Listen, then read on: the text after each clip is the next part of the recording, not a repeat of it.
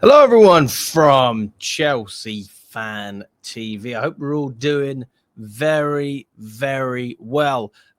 Interesting updates that we've had, obviously, since Madueke has left Chelsea, now an Arsenal player after leaving for £52 million on a 5-year contract. There has been a further update on Nicolas Jackson, another player that I've seen things about Madueke and people have gone, oh, that's one player down. Now we just need to get rid of Jackson. I've seen a lot of stuff about that. My opinion is, I don't dislike Jackson. I don't think he's going to be the starter for Chelsea, but I don't actively want him to leave. But it's come out today from Fabrizio Romano that Nicolas Jackson has chances to leave Chelsea this summer. After Noni Madueke to Arsenal, he could be the next one to try a new chapter elsewhere. AC Milan asked for Jackson, but Chelsea asking price is still too high. Premier League clubs are also keen and informed. Now, very interesting when we look at the Jackson deal, and there's a lot of similarities with Jackson if we were to compare him to Noni Madueke.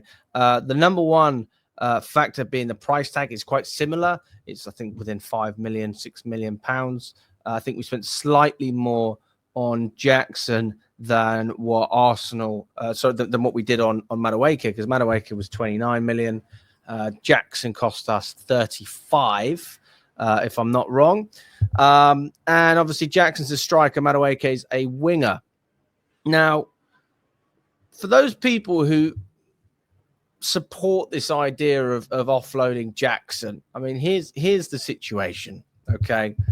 At Chelsea right now, we have a number of strikers. Obviously, we've signed 2 new players.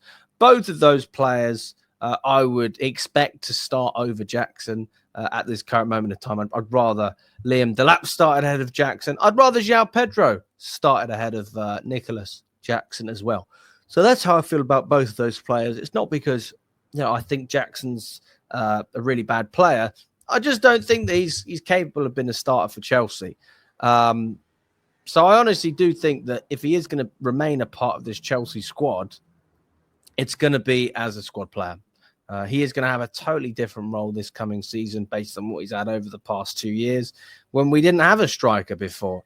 And now we are looking at a situation where, to be fair, we always had depth. We didn't have good depth. Yeah, we just had a lot of players, but that doesn't mean that we had a lot of players that were able to actually impact the squad on a consistent basis. And one thing that Jackson's proven is that he can contribute with goals. He just can't lead the line every week, okay? This is a guy that can get you 10, 15 goals in a season. This is with pretty regular game time. If he can match those numbers, maybe even just get into the double digits as a squad player, I mean, that's more than good enough to justify why he should stay. On top of the fact that he is, he's a workhorse. He works very hard. People like to take the mickey out of him because, he runs a lot and doesn't necessarily get a lot done. But defensively, I think he's still an asset to this team as well. That's a real quality of Jackson. So, I'm certainly not in the crowd of people that say I want to get rid of Nicolas Jackson. That's not how I feel. But we'll obviously have to wait and see. But what this tweet from Fabrizio, what this update shows is that there is a real possibility that something could happen here and he could leave. And obviously it's going to be up to the clubs to see if they can match the price tag that Chelsea want. Obviously the player as well. The player's got to be involved in this decision. And I think that if another club came in and offered something suitable that Chelsea accepted, I think that Jackson probably would accept. Because how could you not look at your situation if you're Nicolas Jackson and think, I was once the number 1 guy here, and now I don't even know if I'm number 2 anymore. So I think there's a real good chance that this could actually happen. I personally don't think it's the best thing necessarily, but Chelsea seem to have this way of operating where if the money's right, the money's right.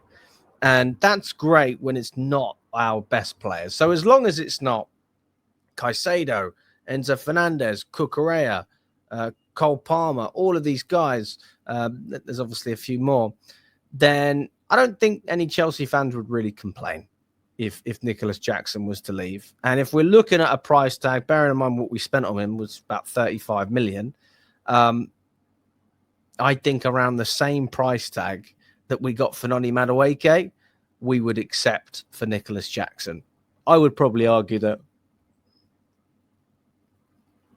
maybe a little bit more, to be honest with you. I'd probably ask for more than 50 million for Jackson, just because he's a striker as well. It's hard to get good strikers in this day and age. And any mid-table team that can get a striker that will get you 15 goals, I think that they'd really, really like that. And especially if we're looking at the Spanish league, wherever he was, because he was at Villarreal before. Another league, it could be a little bit easier for him because the Premier League's physical. You're up against faster defenders. It's a better standard in a lot of ways than other leagues. So maybe that's somewhere that he can thrive. But it's hard to predict anything at this stage. But I mean, my prediction, if you was to ask me for predictions, I don't think he will leave. I don't think he will leave. Just because I don't think that anyone will offer the money that Chelsea are looking for. Like we've already seen from Fabrizio Romano that AC Milan have registered interest. They're clearly interested in the player, but that doesn't mean that they're going to match what Chelsea want. And Chelsea are not here to make pennies in deals. We are only willing to sell when it's a good deal for us. We are literally accountancy FC. And people say, how did Chelsea keep getting away with this? Because this is the only way we operate, and we would rather keep Nicolas Jackson on a 7-year contract. In fact, I'm pretty sure we extended it to about 9 years last season than let a player go for free. So it's not in Chelsea's interest to sign players on these long deals and not make the profit that they're looking to make. That's the only way this model works, when you buy these young, unproven players for what seems to be a lot of money at the time. But then later down the line, you say, well, they probably are worth more than you paid. And, Madueke is a great example of a player that didn't really improve that much at Chelsea.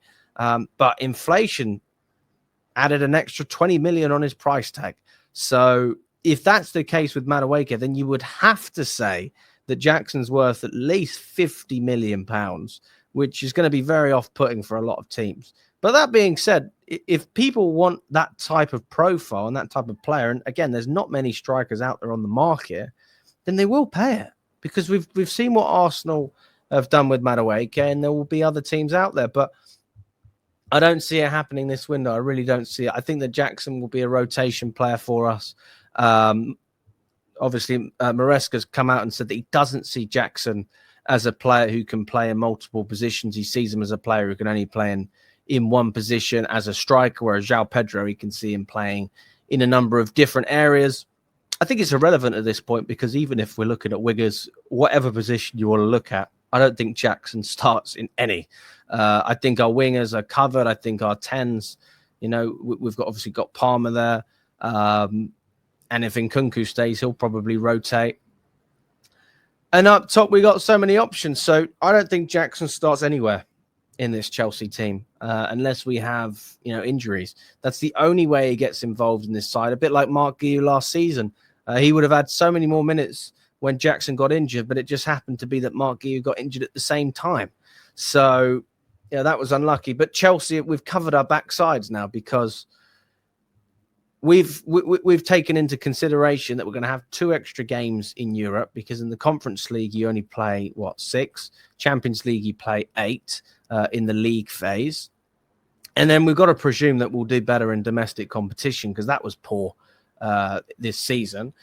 And, account for the amount of games that we're going to play. So there's no doubt that Jackson will play, but it won't be because he's the best option to have for footballing reasons or tactical reasons. It will be because other players need a rest. And Maresca's a manager who likes to rotate as well. So I personally think that he will remain a part of this squad.